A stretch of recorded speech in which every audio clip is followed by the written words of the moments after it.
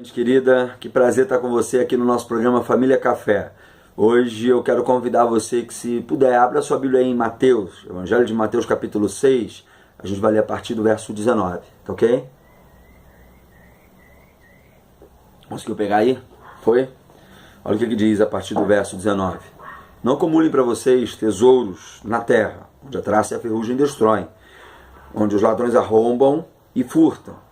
Mas acumulem para vocês tesouros nos céus, onde a traça e a ferrugem não destrói, e onde os ladrões não roubam nem furtam.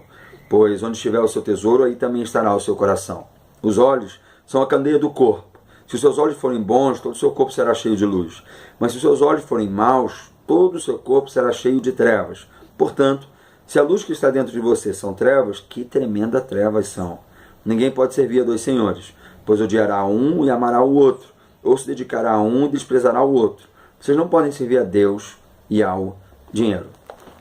Jesus está dizendo o seguinte para a gente: identifique o seu tesouro. Perceba qual é o seu tesouro. Porque a maneira da sua identificação, ou no momento que você vai identificar qual é o seu tesouro, pronto, você vai ver onde está o seu coração, o seu empenho, a sua dedicação, o seu sentimento, tudo vai estar dentro disso que você entende como seu tesouro. Tem gente que vai dizer que o seu tesouro é o seu emprego. E esses camaradas, a maioria das vezes, são chamados de workaholics, ou seja, os camaradas que vivem em função do emprego.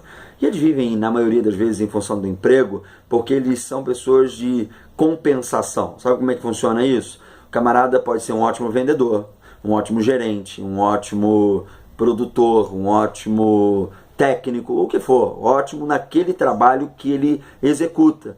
E aí ele vai supervalorizar esse ambiente para poder compensar os demais, que talvez são as emoções, a família, que são a vida espiritual, o que for. Ele vai tentar compensar essas outras áreas, desenvolvendo arduamente aquela área profissional, sistema de compensação. Tem pessoas que vão dizer que seu maior tesouro é a empresa que eles têm.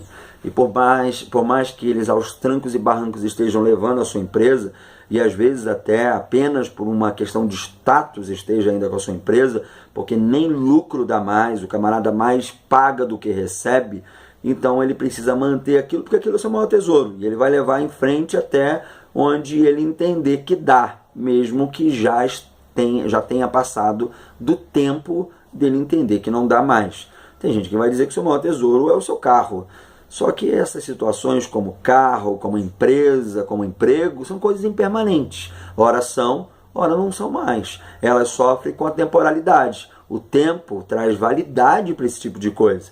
E aí, se o teu tesouro é aquilo dali, a traça e a ferrugem vai consumir, e a tristeza vai aplacar o seu coração, e a falta de sentido vai invadir de forma angustiante o seu ser, de maneira que você não consegue nem mais enfrentar determinadas coisas. Bom, se o seu tesouro é isso, se o seu tesouro são esses bens aí de consumos produzidos por uma sociedade de mercado, vai ter um momento que você vai emplacar com dor e angústia com grande profundidade. Agora Jesus está dizendo, bom, então acumulem tesouros no céu. O que é essa história de acumular tesouro no céu? É ir à igreja? É obedecer o livro religioso? É determinada liturgia? O que é essa história aí? Bom, Jesus está dizendo isso, e é claro que ele não está falando sobre você viver em determinados circuitos religiosos e achar que isso basta. Porque na maioria das vezes isso vira um fim em si mesmo. Jesus tinha um grande problema com o pessoal da época dele religioso, porque os camaradas achavam, não, vive isso daqui, se viver isso aqui, essa cartilhazinha, tá ok, tá tudo funcionando. Só que isso era só questão de aparência, e essencialmente os camaradas não tinham nada a ver com aquilo. Então, aquilo virou um fim, não mais um meio para se chegar ao tesouro. A grande questão é confundir o mapa com o tesouro em si. Mapa é uma coisa, o tesouro é outra completamente diferente. Quando Jesus fala sobre acumular tesouro nos céus, ele está dizendo, bom, qual é a grande pauta do céu? Qual é a grande pauta do governante, do Deus que nós servimos e que nos criou? Bom, a história do Deus que nos criou e que não que nós o criamos, né, como uma observância de qualquer mito, mas a ideia do Deus que nos criou é que ele é amor. E amor é algo que se vive nas diversas instâncias da vida. Quando você vive a instância do amor e você pauta a instância do amor para a sua vida, você começa a observar que o seu tesouro não é tão perecível quanto o que você estava arraigado, como essa materialidade, esse sentimento utilitarista que a gente tem em relação à vida. O amor, ele tudo sofre, tudo crê, tudo espera, tudo suporta, o amor jamais acaba. 1 Coríntios capítulo 13 vai dizer isso, e o Renato Russo tentou musicar essa história. Bom, dentro dessa trajetória, a gente vê que amor é algo que, apesar de qualquer tipo de definição possível, ele ainda se torna indefinível, porque ele não encontra determinados parâmetros de explicação para algumas instâncias. Por que fulano gosta de fulano, ama fulano? Não sei, é inexplicável. Não tem uma explicação para essa história. Amor é isso. Deus é também tal como amor indefinido.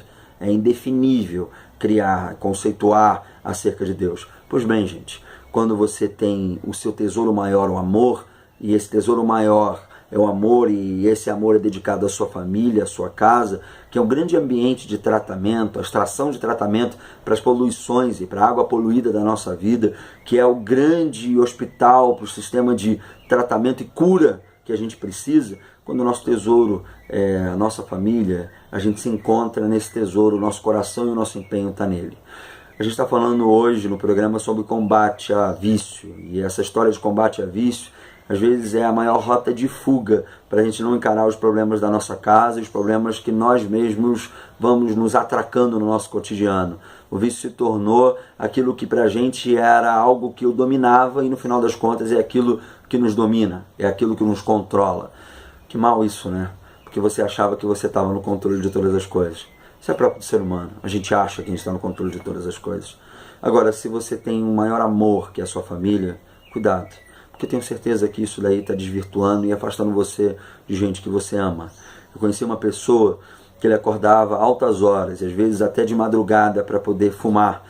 E isso distanciava cada vez mais da sua família. Sua mulher o procurava na cama e ele já não estava, e ele não tinha nem o que dizer para sua filha em relação aos vícios e os problemas que ela poderia enfrentar no futuro, porque ele era dominado por aquilo.